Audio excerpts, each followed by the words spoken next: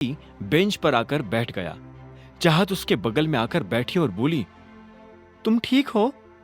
अभिनव ने बिना चाहत को देखे बस हाँ में सिर हिला दिया और बोला, अनन्या कैसी है?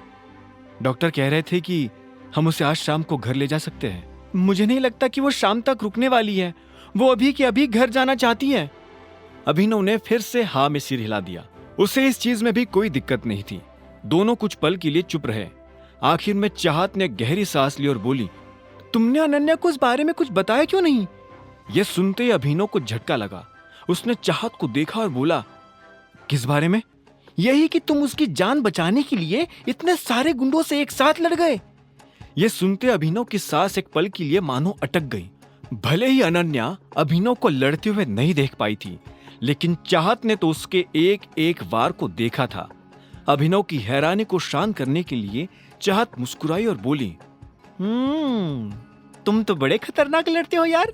खैर, ऐसा नहीं था कि मैं पहली बार तुम्हें यह सब करते हुए देख रही थी, लेकिन डूड, कल वाली फाइट तो वाज लाइक टॉप नॉच। पर तुमने मेरे सवाल का जवाब नहीं दिया।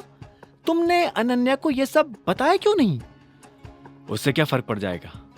अभिनव ने हताशा भरे सुर में कहा। इस पर चाहत ने कहा, क्यों फर्क नहीं पड़ेगा? बहुत फर्क पड़ेगा। अभिनव, ऐसा कुछ तो है जो तुम मुझे बताना नहीं चाहते हो। तुम मुझसे कुछ छुपा रहे हो क्या?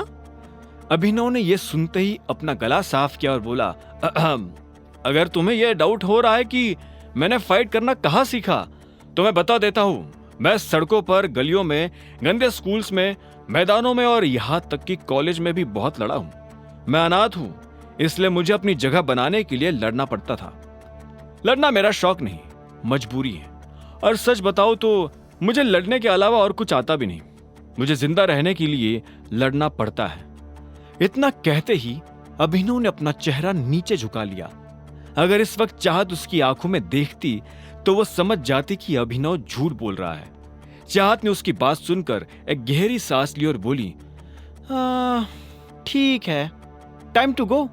फिर कभी मिलेंगे, तसल्ली से बातें करेंगे। इतना कहते ही चाहत अपनी जगह से उठी, अभिनव को देख मुस्कुराई और आखिर में हॉस्पिटल से निकल गई। अभिनव उसे जाते हुए देख ये सोच रहा था कि आखिर चाहत उसके बारे में जानने के लिए इतनी बेताब क्यों है। क्या बात है मिस्टर बेकार, अब आप बेंच तोड़ रहे हैं? मुझे तो लगा था कि आप निकल गए होंगे। अभिनव को पीछे से किसी की आवाज आई। अभिनव आवाज सुनते ही समझ गया था कि ये शर्मिला की आवाज है। वो खड़ा हुआ और पलटा तो पाया कि शर्मिला और राजीव अनन्या के कमरे से बाहर आ गए थे। राजीव नजर नहीं आ रहा था। अभिनव ने अनुमान लगा लिया था कि वो डॉक्टर से मिलने गया होगा। हम लोग घर जा रहे हैं, तुम भी अपने हिसाब से पहुंच जाना, शर्मिला ने कहा और अनन्या की तरफ देखने लगी। अनन्या भी गुस्से में अभिनव को घूरते हुए देख रही थी। आखिर में शर्मिला ने कहा, चलो।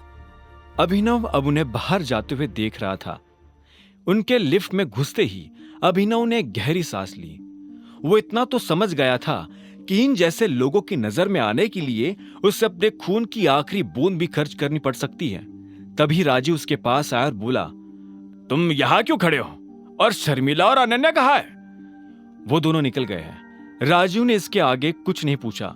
इन तीनों के बीच क्या हुआ होगा, राजीव ये पहले ही समझ चुका था। उसने भी एक गहरी सांस ली और फिर अपनी जेब से गाड़ी की चाबी निकालकर अभिनव की तरफ बढ़ाते हुए कहा, यह अनन्या की गाड़ी की चाबी है, तुम उसे लेकर घर आ सकते हो। और इतना कहकर राजीव भी वहां से बाहर निकल गया। अभिनव देख पा रहा था कि उन तीनों में अगर कोई अभिनव का सबसे ज्यादा ध्यान रखता था तो वो राजीव था।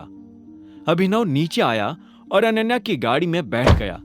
तभी उसे याद आया कि वो इन सब चक्करों में नंदिता को फोन लगाना तो भूल ही गया था।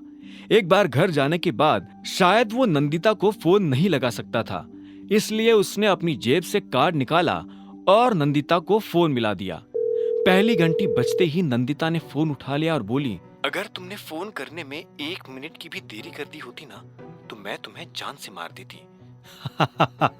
नाम बताने से पहले पहचान गई किसका फोन है? हाँ, क्योंकि किसी की हिम्मत नहीं है कि मेरी परमिशन के बिना कोई मुझे फोन कर ले।